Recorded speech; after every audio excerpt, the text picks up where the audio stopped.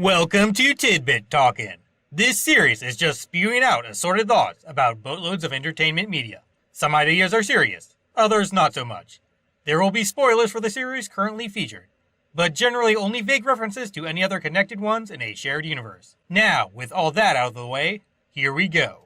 Stargirl, occasionally referred to as Pilot. Had seeming history buff status. What with knowing which famous who was born in Blue Valley and whatnot, could very well stem from him helping handle JSA PR stuff. Such things would involve talking about events, which might wind up instead stuff describing books after all, so it makes sense if one tasked with such a job sought to get good at writing era-defining records. Going over previous examples would definitely be quality practice for that. The removal of that gymnastics team and presumably other less mainstream broadcast sport type athletic programs is likely connected to some brainwashed enhancement setting up helping out villain plan crap. That is, with only spectator-filled things like American football and directly connected junk such as cheerleading or marching band in play, keeping track of folks' general behavior en masse for mind-altering program development fine-tuning's sake becomes quite a bit easier than it otherwise would be. Cindy getting Courtney's number so easily is probably just because the latter's mom works for that kooky ISA-ran American Dream.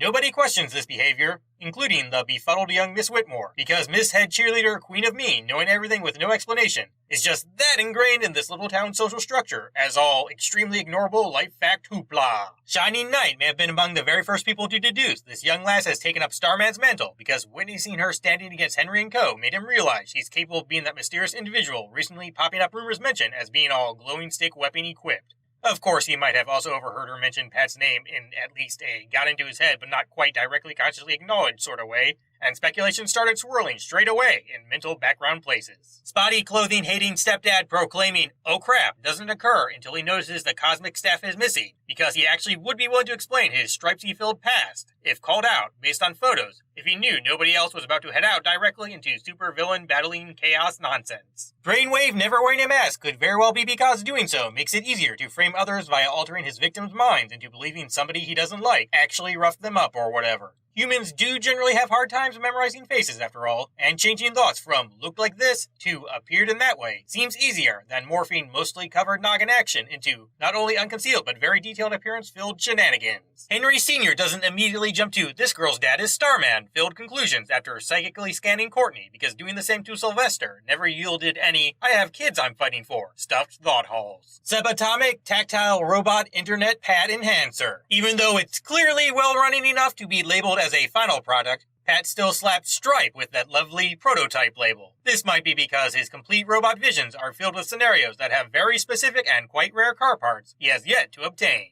Wizard's the boss both in publicly shown official position sort of ways, and covering for Jordan's secret work nonsense deals, because his experience with hiding crap dwarfs everybody else's considerably. An individual possessing the image of somebody who formerly made illusions for fun, which comes with social necessities regarding explaining mysteries, is definitely a person capable of sweeping stuff under rugs with both style and efficiency. Senior checking on Junior's capability development after hearing about the Star individual confrontation is because he wants to see if his boy at least unknowingly got info on her that wound up tucked away in subconscious areas or something. Pat's going away excuse of suffering from blanketed pig consumption related illness must have come about because he noticed that interestingly named snack food was the least eaten one during his brainwave seeking room scan. Mr. Dugan really sees his normal identity in S.T.R.I.P.E. as clearly different, despite other photo-glimpsing people insisting he had no disguise whatsoever. This incredibly strong belief in the power of distracting shirts grants him mental fortitude great enough to have resisted psychic attacks quite well for basically his entire life. Brainwave lets Courtney continue believing Sylvester is really her father, perhaps even going as far as to quickly accept the lie himself, because he thinks such an attachment is actually a weakness, which will make this battle much easier. Anyway, grand arrogance that stems from both being naturally cocky and challenge-free for years lets Captain Mind over everything else convince himself he was strong enough to completely control a mass of light, no problem. That is actually a very stress-inducing feat, even for somebody so sufficiently superpower stuffed, since it moves at the speed of itself, and practically no other thing can do that. Icicle. Joey wasn't able to properly perform that card trick for two unconventional daddy issues stemming reasons. 1. His father's a poor teacher when it comes to sleight-of-hand illusion deals because he's been wielding actual magic spell whatnot so much that how fake cover deals operate has really slipped his mind. 2. Killing his own mentor means he never really learned how to best inform others on developing skills in general. Jordan and his whole team consider the Injustice Society of America a not-so-villainous name, and opposite things for their opponent's group moniker, because their particular brand of mental gymnastics involves labeling things with what they go up against, as standard practice. Apparently, he doesn't really like everybody else's American dream. Icicle is quite skilled at freezing machinery without harming the operating people, because he mastered such actions for self-comfort granting purposes over the years in stealthy kind of ways while visiting folks who can't be made privy to secret identity crap by making their heating units or whatever mysteriously cease functioning. Anyway, Jordan was most likely stopping that pickup so the bus would swerve in an apparent accident-activating manner and render this new star person at least all hospitalized while any other perhaps teammate concerns sparking casualties appear like something completely unrelated to hidden real planned shenanigans. Comics Dr. Mid-Nite's love of owls stems from them also being adapted to only seen during darkness. Considering this one isn't blotted in an opposite sight-granting super ability generating sort of way, his preference for the winged night things must be because he grew attached to them after staying up so late, developing those tech goggles that help junk regarding vision lack overcoming. Wildcat. Jordan asking about what Dragon King's been up to and getting a daughter status related answer could very well be because Cindy's power progress was what he was indirectly inquiring about. Specifically, he'd like another kid to take out this new younger superhero, so heat from Joey's Eric death stuff wouldn't wind up becoming fodder for conspiracies, or at least smart-ass, seemingly sarcastic headlines that state stupid adults in Blue Valley are said city's leading cause of child fatalities. The cowl part of Wildcat's costume would be its only sufficiently stone-set size sporting segment because a person's head doesn't change mass 2 degrees anywhere approaching all other body parts. Also, shifting suit shaping would seem like a good idea to Ted Grant because boxers have to worry about much weight stuff since they are typically placed into fighting classes based on their own. Blue Valley culture must have developed in such a way that shaming Yolanda instead of Henry or Cindy was pretty much universal because such societal standards result in folks that would be most easily brainwashed by Jordan's corrupt American dream. Hourman and Dr. Mid-Nite. Uncle Matt was most likely always a horrible person. He just hid it very well. The fact that he concealed his true nature from his sister's family so skillfully gave off somewhat similar vibes to those of a person super people could trust with whole truth nonsense one day. Hourman's clan wouldn't really be able to pick up on subtle differences between genuinely kind hidden junk masters and solely selfish social stealth savants, since the JSA mostly face constantly gloating in everybody's faces type villains. In summary, Rick's horrible life is pretty much entirely the result of unfortunate, ironic whatever. Rick successfully hiding next in line Minute Master's existence from the Injustice Society, including its thought theft technique toting member, must come down to him being really good at pushing personal problems into inaccessible mental background areas by focusing a crap ton on that whole 1 hour limit problem. This would be especially effective because his opponents aren't the type that's capable of comprehending said limitation being self-imposed. Also, them probably not even considering that Tyler developed the hourglass himself and was thus mere dumb muscle meant most likely only ever their own Grand Thug Grundy got sent his way, so Brainwave wouldn't really have many chances to figure that stuff out. Dr. McNider successfully making an actual lie detector instead of a doodad that merely deciphers how nervous somebody is must be the result of this superpowered being study-capable world having much more physiological knowledge than its real equivalent. Beth's extremely scared state after witnessing the hologram simulation of Rick's parents' murder could very well be because the Chuck AI went on to display such things for every other known Solomon-sparked slaughter. The Justice Society. Principal Bowen most likely has compiled a long list of replacement coaches/teachers because of how murder-happy she knows the Crocs to be. It's probable that she goes through these options, starting with the worst ones, hoping that her co-workers grow a bit as people before those best-rated young mind helpers arrive at their precious little town. On the topic of proudly punching parents, these two don't view anybody who isn't their daughter as friends because their competition-consumed craniums consider absolutely everyone else as rivals. Mike actually made a more or less accurately functioning volcano in a way that also provided viewers with sufficiently sanitary snacks afterwards. While this is relatively childish looking when shown directly alongside those very professional aesthetic emanating projects, it takes lots of invention, process helping creativity, and practical use implementation discovery generating mental focus levels to pull off, which is much more impressive than what everybody else did via simply memorizing already conventionally successful adult research stuff and offering intelligent sounding hypothetical improvements or whatever. This young fellow really does work well under pressure. On the topic of younger Dugan-possessed positive qualities, the dog is sitting incredibly still while he and Barbara chow down on that explosive candy mountain. It looks like he trained the pup very well.